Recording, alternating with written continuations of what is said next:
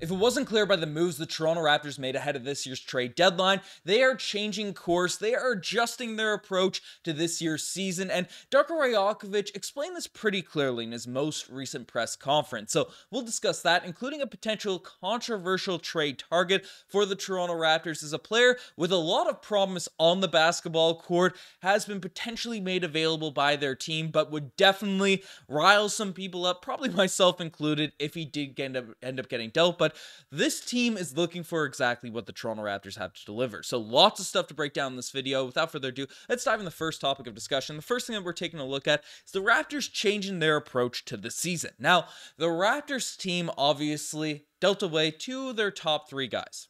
Pascal Siakam, O.G. and Anunoby gone. Now, we did bring in R.J. Barrett, who is looking like a steal, looking like a monster for this Raptors group. Again, Scottie Barnes seems to be the guy that the front office and the coaching staff seems to have been handed the number one, but I've seen debates in our comment section about R.J. actually being sort of the Raptors centerpiece moving forward. And the way he's been playing, it's not a ludicrous argument. So R.J.'s obviously been a nice piece coming back. Emmanuel quickly has a lot of promise, a lot of potential, but we're thin on the front court. We got a lot younger, and we've been losing some games as of late. So it's kind of clear to anyone that's been watching that, even with a potential return of Jakob Poeltl, this team is probably not trying to be as competitive as they once were with Pascal Siakam and O.G. and Anunoby. And given the fact that they also lose their draft pick if it falls beyond, outside of the top six, there's more incentive to really push for the bottom for this season. So a lot of Toronto Raptors fans have speculated. Honestly, I've been out here kind of anointing that the Raptors are tanking this season, and Darko Rajakovic didn't come out and say, hey, we're trying to lose games, we're trying to do this, we're trying to do that. No, he didn't say that in his press conference, but was pretty clear about the Raptors' new approach to the season. Basically, this is coming from practice when he was asked about Darko, about his priorities for the second half of the season. And basically, I think the big picture of where the team is going and how we need this team to develop toward the end of the season and into the summer into next season, that trumps everything. So if that means we're going to play less zone, so we can get better at our individual defense and really focus on that, then it's going to be that. We're not going to sacrifice anything on our team for any of our development or player development. That's the most important thing for us. Establishing the chemistry between players and developing those guys on the court and off the court is the absolute priority. So that's what Darko Rajakovic is saying there. So again, a couple things. Obviously, the defensive schemes. Raptors have thrown out a little bit of zone. It hasn't been the defensive sort of schematics, the chaos that sort of Nick Nurse like to run on the defensive ends,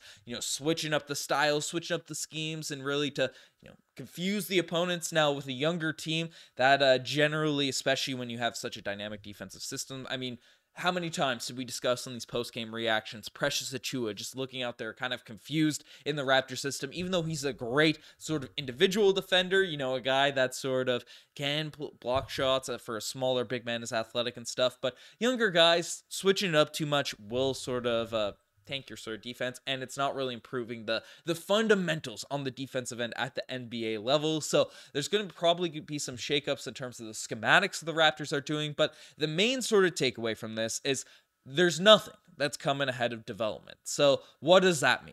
Does that mean we're not caring about winning? No, but it means we're focused on letting our younger guys sort of produce, letting our younger guys blossom rather than necessarily winning games. And one name that I think is going to be the biggest beneficiary of this is Grady Dick, because he's a guy that the front office, that Darko, they have touted as a guy, even when Grady was getting no minutes, getting no run, points throughout the season. Grady Dick is a huge part of this future. He's going to be a huge piece of development. I mean, Grady Dick is a guy that basically only just turned 20, I believe, or is close to turning 20. Elite three-point shooter in college, and in his recent games has actually started to knock down some of his shots, get his swagger back a little bit, because he was sent down to the G League for that two and a half week sort of stint where the front office basically said, hey, let's get your conditioning up, get your strength up, get your confidence up, so then you'll be back in the rotation when they come back. Now, I speculated 3 weeks ago when that sort of news came out that, hey, maybe there'll be some big trades happening, so the rosters opened up for Grady Dick to get more opportunities, get more minutes when he does return from this sort of strength and conditioning program with the Raptors 905. And we ended up being right on that sort of prediction. It was kind of a cryptic sort of way to say, hey, Grady, you're not going to get any run while OG and Pascal are still here. So we'll, play them out before they get dealt, and then there's going to be a big opportunity. And he's been running with this opportunity. Again, hasn't been perfect, but has been looking a lot better in recent games. Does this mean Bruce Brown is likely going to get dealt? Probably. I mean, the head coach coming out and saying this does indicate to me that there is more of a possibility that we're going in that young direction. Grady Dick, again, then what does that mean for Gary Trent Jr.? What does that mean for Dennis Schroeder? Heck, what does it even mean for Jakob Poeltl with the Jonte Porter there? I don't really know, but it does definitely indicate to me that the younger guys are going to be getting more minutes. Don't be surprised even some two-way players. I guess Jonte Porter is a two-way player, but, we're handing the reins to the young guys here now at this point, so we'll see how everything sort of shakes out and develops in terms of run, in terms of rotations over the next sort of couple months, I guess. I guess the real test will be when we figure out what's going to happen with Bruce Brown, because his name's been thrown out in a ton of trade rumors as of late. Boucher, Dennis Schroeder, all these guys. We'll see how it all plays out, but it definitely seems like the Raptors are taking the approach of, rather than winning, let's develop our guys for next season, which is probably the right move at this point in the Raptors sort of organizational history, because we have a younger group, we have a younger team that's not going to win a championship this year, and we could be better off with a deeper draft pick, a lower draft pick to ensure our odds of landing it. Again, the Blazers have been playing better.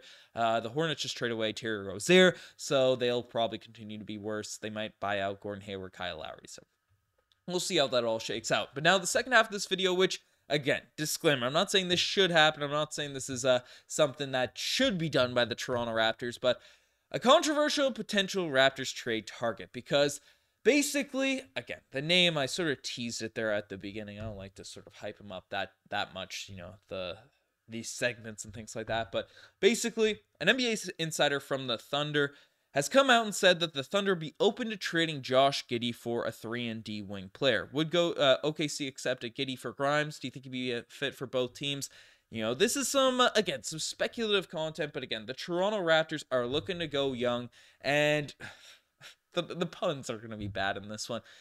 The off-the-court stuff is the first thing you have to address with Josh Giddey, because it's the reason that he is available. He's getting booed at every single home game. Now, in the eyes of the law, he is clear, he is fine. Now, basically, if you aren't familiar, there's an inappropriate relationship, apparently, between Josh Giddey and a girl he was dating, just based off of ages. It hasn't been clear in terms of how old the girl was during the inappropriate relations and all that type of stuff, but apparently it's cleared in the eyes of the law. The NBA is doing an investigation, and we don't have any clear, insightful details in order that I can actually speak on in terms of what happened here and what happened with this. So he's cleared in the eyes of the law. The NBA is still investigating. I'm saying that a trillion times before I accidentally throw out more puns, but the reason he's being brought up, and the reason that he's sort of being chatted about a little bit amongst some Toronto Raptors fans, because he is a player with a lot of potential that fits the Toronto Raptors timeline. I mean, he's a guy that is only 21 years old right now. He's taken a step back definitely this season, but given all the off-the-court stuff, it makes sense. But last year, at 20 years old, averaged 17 points per game, 8 rebounds, and 6 assists. He could be out there on the wing for the Toronto Raptors. He facilitates. Again, his three-point shot, even in a very tumultuous season for Josh Giddey, has been improving. Last night did miss a lot of shots in that OKC game, but I mean, they're looking for the Oklahoma City Thunder. They're looking for a 3-and-D player. Bruce Brown is the guy that kind of fits exactly what OKC could use. I mean, we saw Bruce Brown going to a contender in the Western Conference last season and won a championship. Obviously, it wasn't just because of Bruce Brown, but definitely be a highly touted sort of player. Personally, giving my input on it, I know for even bringing this up, the comment section is just going to go crazy. I would still veer away, even though it's an extremely buy low opportunity.